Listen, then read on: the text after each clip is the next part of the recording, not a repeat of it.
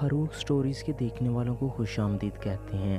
کہانی شروع کرنے سے پہلے آپ سے گزارش ہے کہ اگر آپ نے چینل ابھی تک سبسکرائب نہیں کیا تو چینل کو سبسکرائب کر لیں تاکہ ہر سٹوری کا نوٹیفیکیشن آپ تک بر وقت پہنچ سکے۔ عجیب رات تھی، مجھے سمجھ نہیں آ رہا تھا کہ میں کیا کروں۔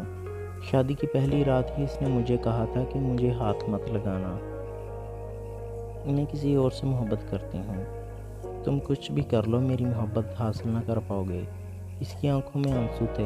میں اٹھا اور وضو کیا اور نماز کے لیے چلا گیا اور اپنے اللہ سے ذکر کیا۔ ایک ایسا امتحان ہے، مجھے ڈر تھا کہ اگر یہ صبح گھر گئی اور واپس نہ آئی تو میری عزت کا کیا ہوگا۔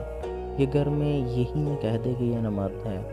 ایک بار تو سوچا کہ زبردستی کرتا ہوں، لیکن نہیں، یہ تو میرے نکاح میں ہے، مگر دل نہیں مانا۔ میں نے اس سے بات کرنا چاہی مگر دل نہیں مانا میرا کہ میں اس کی منت کروں۔ میں سو گیا۔ اگر اسے کسی اور سے محبت تھی تو اس نے ہاں کیوں کی؟ مجھے پہلے ہی بتا دیتی، میں اسے رشتہ ختم کر دیتا، میری زندگی برباد تو نہ ہوتی۔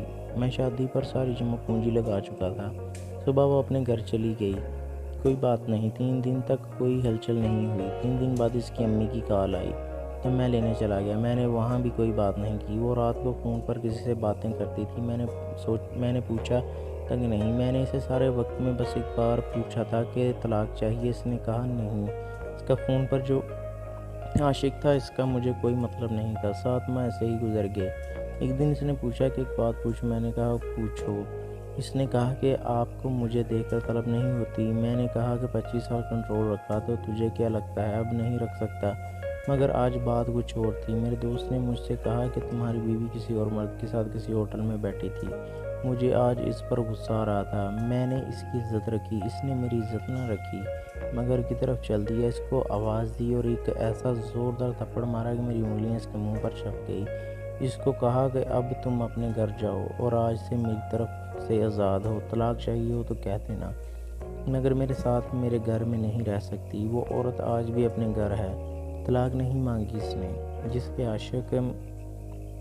کے عشق میں وہ پاگل تھی، اس نے اس کو اپنایا ہی نہیں اور بھاگ گیا۔ ایک دن روتی ہوئی اس کی کال آئی تھی کہ مجھے اپنے نام سے محروم نہ کرنا، بس بھلے ہی مجھے اپنے پاس جگہ نہ دو لیکن طلاق مت دینا، بس ایک آخری خواہش پوری کر دو۔ میں نے اس کی آخری خواہش کا احترام کیا، طلاق نہیں دی۔ اس کے بعد مجھے 3 سے 4 سال لگے خود کو نارمل انسان بنانے میں، عورت پر یقین کرنے میں کہ ہر عورت ایک جیسی نہیں ہوتی۔ پھر آخر میں نے دوسری عورت سے شادی کر لی۔ اب میرے 3 بچے ہیں۔ میری یہ والی بیوی بہت ہی نیک نکلی۔ پتہ نہیں وہ 3 سال جو میں نے حوصلے سے گزارے، اس کی وجہ سے اللہ نے انعام کی صورت میں دیا کہ میں اب تھوڑی سی بھی ہمدردی کو بہت بڑی بات سمجھنے لگا تھا۔ میں ذرا سا بھی پریشان ہو جاؤں تو میری بیوی کی نیندیں اڑ جاتی۔ اس کو مجھ سے عشق اور بے انتہا عشق۔ ایک وہ پہلی عورت، ایک یہ عورت، میں تو وہی تھا وہی ہوں۔ میری پہلی والی بیوی اب پاگل ہو چکی تھی، میرا نام لکھ لکھ کر چومتی رہتی اور گلیوں میں پھرتی رہتی، اسے اپنی ہوش ہی نہیں رہی۔ اب لوگ اب بھی کہتے ہیں کہ میں ظالم ہوں، اس پر ظلم اتنے کیے کہ وہ پاگل ہو گئی۔ اب میں کیا کہوں لوگوں سے؟ حرام محبت کا مقدر ذلت ہی ہوتی ہے۔ ہوش کرو، حرام محبت کا مقدر ذلت ہے، بس ذلت۔